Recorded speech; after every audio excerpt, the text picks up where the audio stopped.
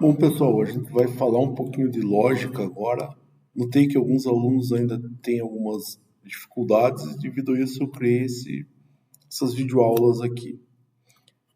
Lembrando, escolhi começar pela lógica com programação para mostrar a ideia de algoritmo, para mostrar a ideia de sequenciamento e o que a gente vai trabalhar em cima de um simulador de Arduino. Para isso, precisa saber de algumas informações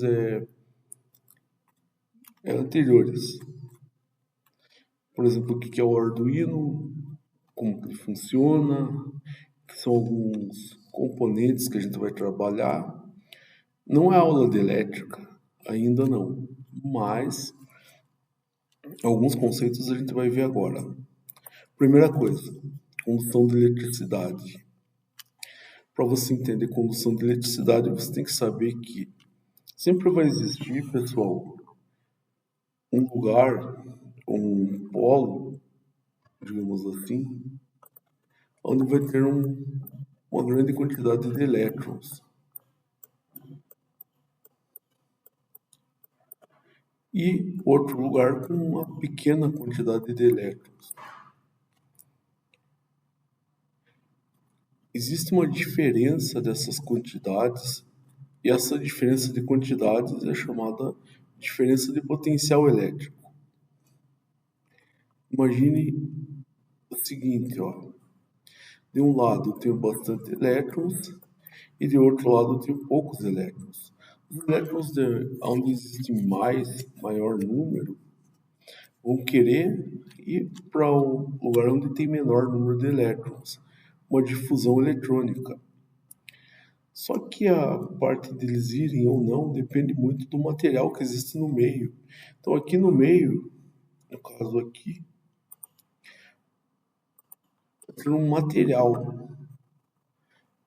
Só deixa eu ver onde está o mouse. Ah, tá aqui, ó.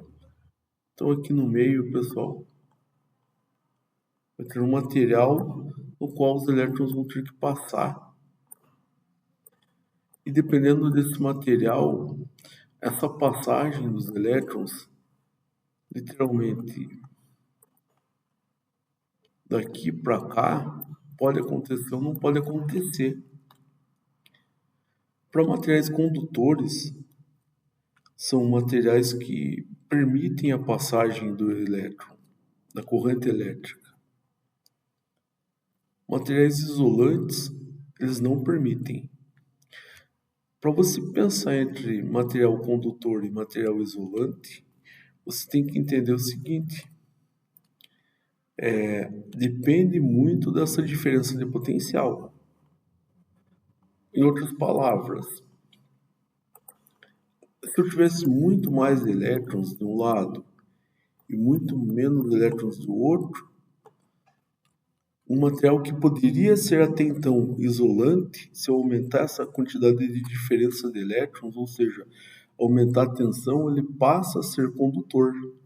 É por isso que, em alguns casos, quando o pessoal está usando uma luva de borracha para proteção elétrica, se ele pegar uma tensão muito maior, essa luva não vai resolver nada, vai permitir a passagem da corrente elétrica pela luva e pegar o corpo da pessoa. Bom, aqui a gente já viu meio por cima, mas viu pelo menos dois conceitos. Condutores permitem a passagem, exemplo, fio de cobre. Isolantes não permitem a passagem, exemplo, luva de borracha. Lembrando que dependendo da diferença de potencial, da quantidade de elétrons de um lado e do outro, o que era isolante vira condutor. Quando o elétron passa desse lado para cá, ele geralmente perde um pouco dessa energia dissipada em forma de calor. Esse efeito é chamado efeito Joule. Só que existe um material, pessoal, que ainda está em desenvolvimento há algum tempo já, que consegue permitir a passagem do elétron sem que exista essa perda de energia em forma de calor. Esses são materiais supercondutores, são materiais cerâmicos e funcionam sobre uma temperatura muito baixa, então ainda tem que melhorar muito esse material. Um dia, esse tipo de material supercondutor que permite a passagem do elétron sem corrente eletrônica, sem ter uma resistividade, sem transformar uma parte disso em calor, ainda se desenvolverem bem vai ser útil. Ao contrário dos semicondutores, esses aqui já são extremamente úteis. Por que semicondutor? Fica meio estranho falar em semicondução. Seria o que? Uma parte de uma condução? Na realidade, são materiais que permitem ou não a passagem da corrente, dependendo da condição. Um exemplo disso, vamos dar uma olhada aqui. Então, materiais semicondutores. Graças a eles existem geração de chips, e sem esses chips não seria possível fazer celulares, computadores e outros instrumentos eletrônicos. A corrente elétrica nesse material pode passar ou não, dependendo da situação. Por mais difícil que seja isso de entender, ela fica bem fácil quando você pensa na prática disso. E aqui a gente tem um elemento chamado diodo. Esse diodo, esse di vem de dupla, e na verdade ele tem dois polos, um positivo e um negativo. O anodo, pessoal, aqui está representado por polo positivo, mas isso daí engana um pouco, porque o anodo é o negativo e o que está mostrando esse mais aqui não é o polo positivo, é o maior potencial eletrônico. Lembra que eu falei lá atrás que os elétrons tendiam a ir de um potencial eletrônico onde tem mais para menos? Então, no caso do diodo, se ele for desse lado do anodo, corrível assim, para o lado do catodo, ele passa. A condução acontece da onde? Daqui para lá, ó, tranquilo. Agora, se você tentar passar de lá para cá, simplesmente não passa. A representação do diodo é essa daqui, ó. Tem uma flechinha, uma espécie de uma parede mostrando que ele só vai passar daqui para cá. De cá para cá, a corrente não passa. Você pergunta, mas por que ele deixa passar de um lado e não deixa do outro? Bom, para fazer esse diodo tem que ser feito um processo de dopagem, e quando chegar na aula de elétrica a gente vai mostrar um pouquinho melhor como que é feita essa dopagem do silício, geralmente com germânio, e por que ele funciona. Na aula prática a gente vai ver, tem que acontecer alguma coisa no simulador da aula prática, né? E a gente vai usar esse daqui, ó, o que é também um semicondutor. Na verdade, ele é muito semelhante ao diodo, só que ele acende uma luz. A energia que passa nele consegue gerar uma luz, e o nome disso daqui é LED, tá? Lembra que o diodo tinha uma passagem correta, sempre do anodo para o catodo? Aqui é a mesma coisa, isso aqui é um tipo de diodo que gera luz. Então a passagem aqui vai ser do anodo e a saída no catodo. Como que eu vou saber qual é o anodo e qual é o catodo? O anodo ele tem uma perninha maior, já o catodo tem uma perninha menor. Dependendo do modelo de LED, geralmente tem uma perninha até meio torta esse anodo, para diferenciar, para mim saber qual que é o potencial, qual que é o lado que eu devo ligar para o maior potencial elétrico. Então, vai ter que ter mais elétrons daqui para cá.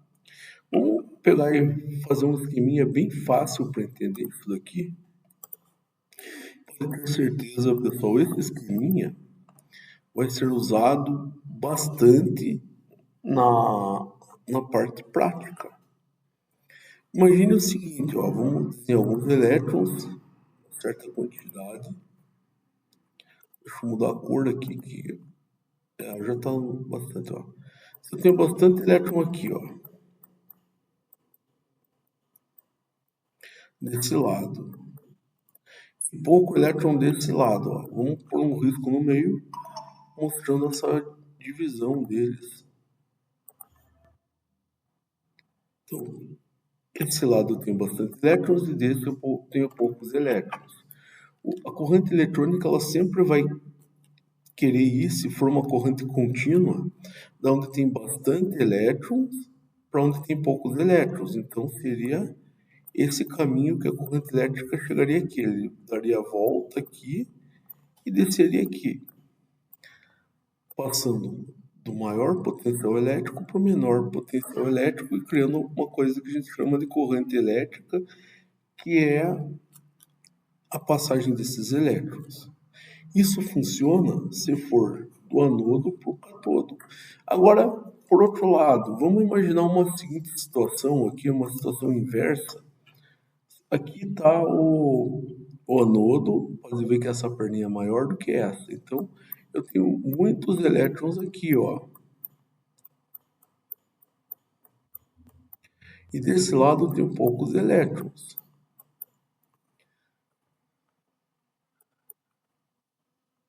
O que acontece aqui? Eu vou pôr o risco para a gente ver também. É importante ver que tem essa separação entre o anodo e o catodo.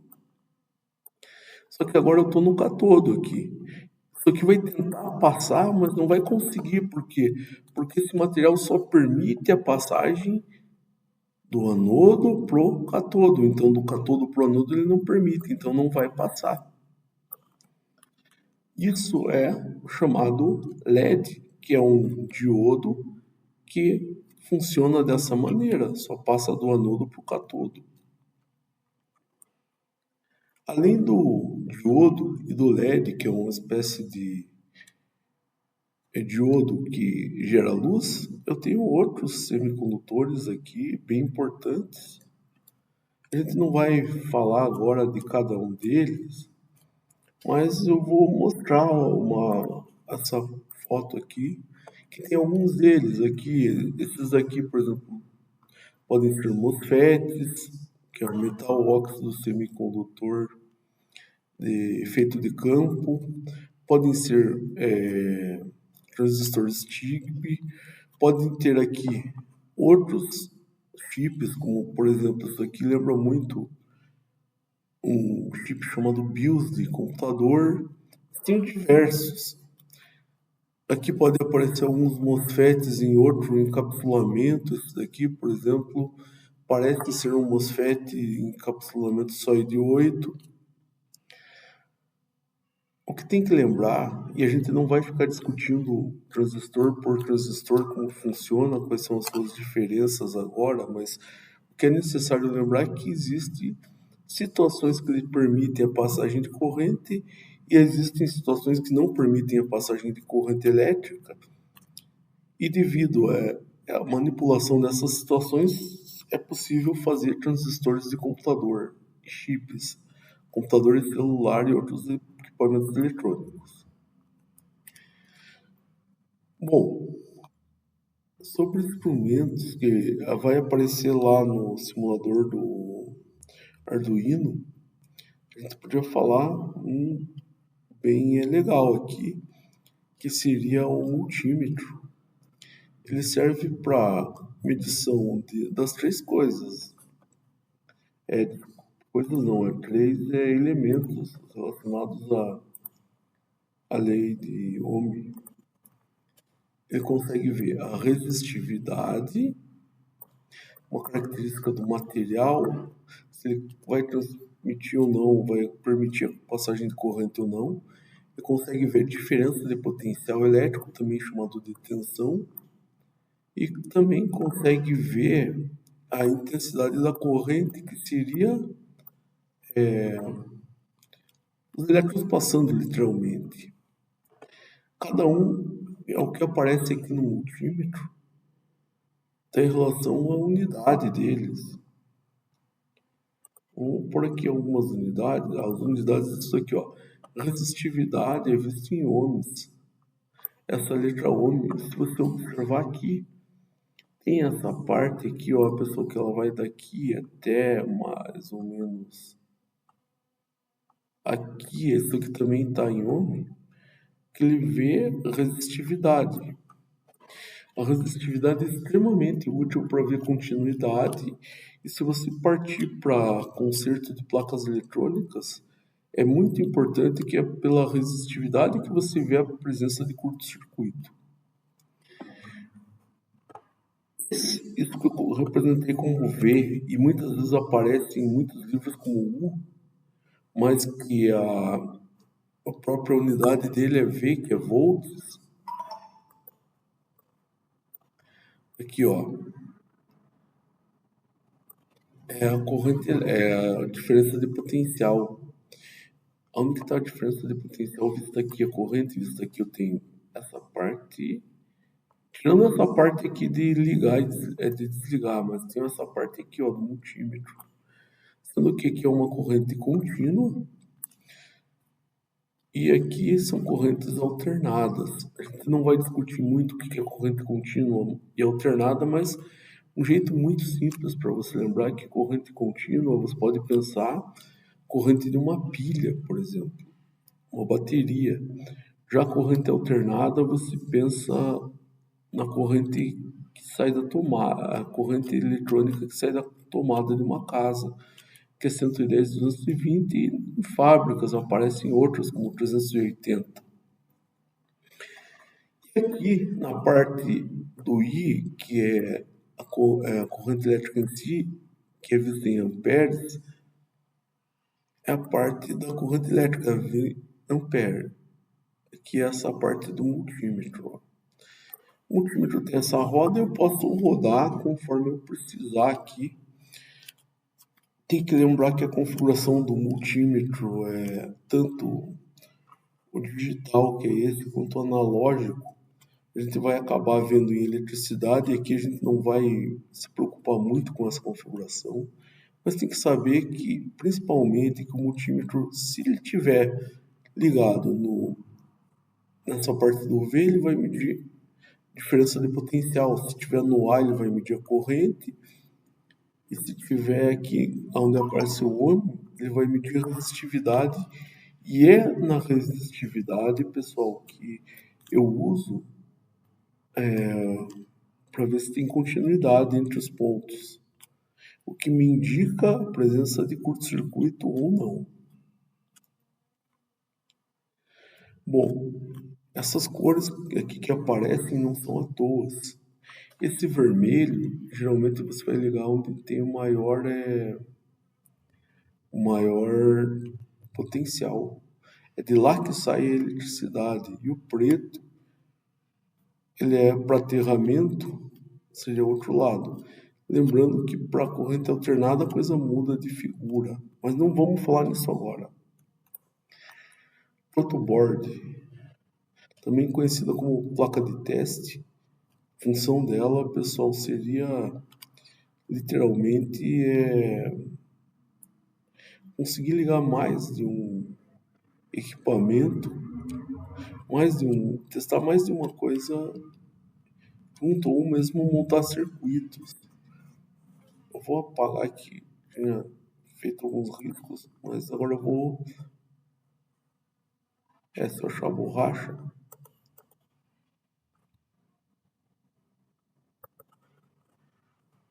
Bom, um risco não. O que tem que saber da protoboard?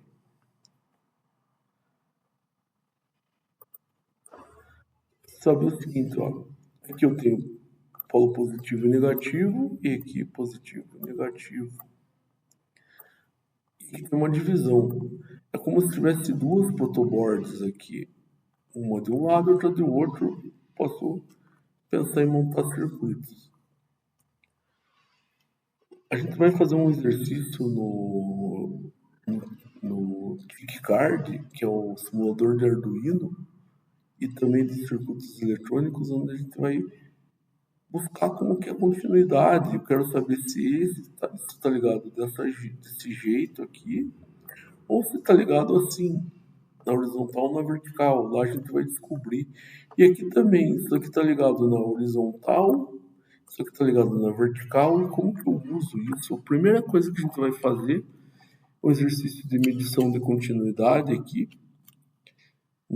para a gente entender como funciona essa protoboard. Mas a gente vai fazer isso na prática. Pessoal, e aqui eu tenho também Arduino. O Arduino é uma placa onde permite programação. O que ele faz é emitir sinais em determinadas portas sobre determinada programação. Ele une junto a parte de hardware e software. Tem diversos modelos de Arduino, tá? Esse daqui é um deles, mas é isso. Note que existem diversos chips aqui, como este. Então, componentes eletrônicos que são semicondutores aqui. Pessoal, faltou mostrar também, eu vou mostrar rapidinho agora, procurar aqui, um elemento que a gente também vai usar lá. Vamos ver. Esse daqui, ó, um osciloscópio.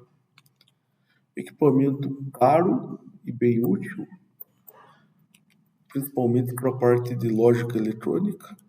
Ele serve para ver como é o comportamento de ondas eletrônicas dentro de um circuito eletrônico. Bom, isso aqui está um pouco confuso, só falando teoria, a gente vai para a prática na próxima aula, então.